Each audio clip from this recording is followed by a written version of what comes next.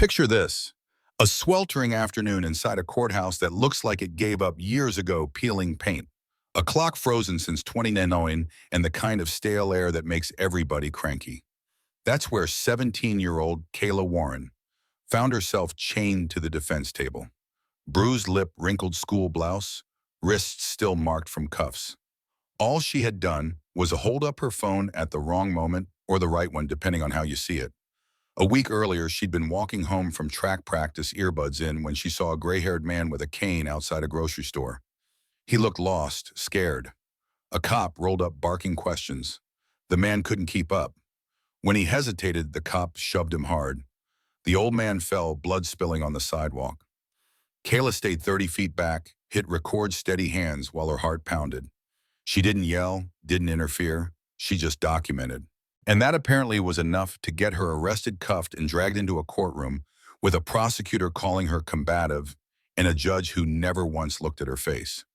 Inside courtroom 4C that day, the state spun its story. Officer Marcus Raines was a model cop just trying to help a confused old man. Kayla was the reckless teen stirring trouble. The prosecutor's tone dripped with certainty. Kayla's public defender, bless her heart, tried, but every time she pushed, the judge shut her down. No video allowed, no history of complaints allowed. Nothing but the officer's word versus a kid in hand-me-downs. Kayla sat quiet, jaw tight, thinking of her grandma's advice: don't let them bait you. Let people show you who they are, Grandma always said, and don't let anybody pretend they didn't. So Kayla sat still, taking every lie like a slap until an actual slap came. It happened during a break. The courtroom had thinned, the judge off the bench, a bailiff leaning on the rail. Officer Raines swaggered over like he owned the floor, leaned close and hissed, "You don't know your place." Kayla looked him straight in the eye and said, "What's my place? Quiet." He sneered, "Invisible, like you're supposed to be," and then open palm, fast and loud.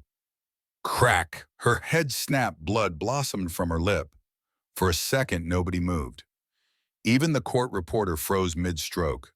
Kayla dabbed the blood from her mouth, still cuffed eyes steady. That she said quietly was a mistake, the kind of sentence that echoes louder than a scream. That's when the woman on the back bench stood. All day, she'd been taking notes in a spiral stainless steel watch glinting under the flickering light. Nobody knew she'd been streaming everything to a secure room downtown. She walked up the aisle, heels clicking. "Officer Raines," she said, voice calm as a Sunday morning, "you're under arrest." Raines blinked. "Who the hell are you?" She flipped a leather case. The gold seal caught the light. Special Agent Dana Park, FBI, Civil Rights and Public Corruption. Her tone didn't rise. She didn't need to. Two more agents came through the side door, suits and handcuffs ready. "You can't do this." Raines barked, his face turning the color of brick. "I can," she said, "and I am. Assault under color of law, retaliation against a witness, conspiracy to violate rights." She laid a signed federal warrant on the bench where the judge usually sat. The room erupted in whispers. The rookie public defender's mouth fell open.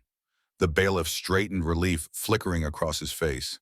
Dana turned to the bench as Judge Myrtle Hayes reappeared, eyes like daggers. "Agent Park, this is highly irregular. You're interrupting my courtroom." "Your Honor," Dana said, "I've been running a 6-month probe into systemic corruption here. We just watched a uniformed officer hit a minor in open court. That's not irregular, that's evidence." She recited Raines's history: 19 formal complaints, 30-plus buried incidents, prosecutors looking the other way. She mentioned the judge's own record of dismissing civil rights claims, pointed at the DA's pattern of declining cases against cops. No shouting, no drama, just receipts. The agents cuffed Raines. "You have the right to remain silent." The Miranda cadence rolled over him like slow water. Kayla exhaled. Sophia, the public defender, fumbled for the key and snapped Kayla's cuffs open. The sound was tiny, but it felt like thunder. Kayla rubbed her wrists, eyes still locked on the badge glinting at Dana's belt. "How long were you watching me?" Kayla asked. 6 months, Dana said. "Your video of that old man triggered the probe." "So I was bait?" Kayla asked, her voice dry. "You were brave," Dana said. "We set guardrails. I'm sorry one of them failed today." Kayla's mouth tilted in a half smile. "Didn't feel protected when he hit me." I know, Dana said, and for the first time her voice cracked. But he's going to answer for it. All charges against you are dismissed. You're free. Kayla bent to pick up her backpack. Homework crumpled pencils snapped a photo of her grandma bent at the corner. She smoothed each item with slow, careful fingers. After a night in juvie, a public shaming and a slap in the face, this act of restoring order was her way of saying, I'm still here. Dana watched and asked, why didn't you swing back?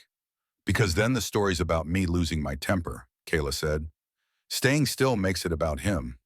That line stuck with everyone in the room.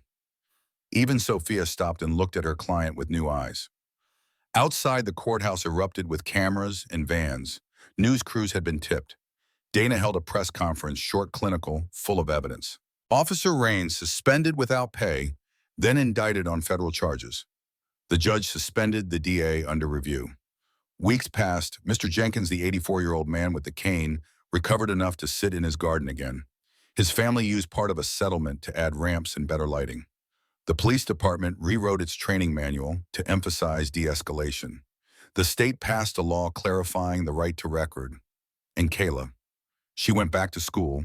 She started a legal literacy club with 2 friends, taught kids how to stand at a safe distance, what words to say, how to back up videos in more than one place. One spring morning, Dana got a small envelope with neat handwriting. Inside was a newspaper clipping, local teen named valedictorian after courthouse firestorm. Beneath it a note, thinking of law school. Grandma says I should ask if that's a good idea. Kayla. Dana smiled for the first time in weeks. She called that night. You've already shown the most important trait, she said. What's that? Kayla asked. Courage, Dana said. The quiet kind. By graduation, Kayla's speech had gone viral, not because it was loud, but because it was clear. People ask if I regret filming. She told her classmates, I don't. Staying silent doesn't make you safe. It makes you part of the harm.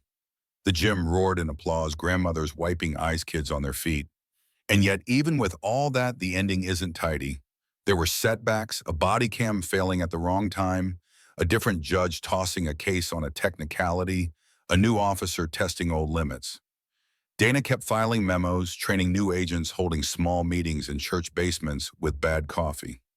Kayla kept answering questions from freshmen, helping tenants fight evictions through the legal aid clinic. Both of them kept going. Looking back now, Dana says the real victory wasn't the arrest or the headlines. It was watching a scared teenager hold her ground and change the air in a room full of power. Watching that courage replicate quietly until a culture shifted an inch. That's how systems bend. Not overnight, not in one dramatic swoop, but in thousands of small choices where somebody refuses to look away. And here's where you come in. If you're listening to this story, ask yourself, when you see something wrong, which kind of courage would you choose? The quiet kind that holds steady, or the loud kind that forces the room to look? Would you film? Would you speak? Would you stand still and let the truth show itself? Drop your thoughts in the comments. Tell us about a time you witnessed something unfair and did one small thing to set it right. A phone call, a note for the record, a calm word that changed the temperature. Your stories teach the next generation how to act when it's their turn. And if you believe in holding power to the light, hit like, subscribe, and share this video. Someone out there needs to hear that one person with a camera, a backbone, and a little quiet courage can still tilt the whole room.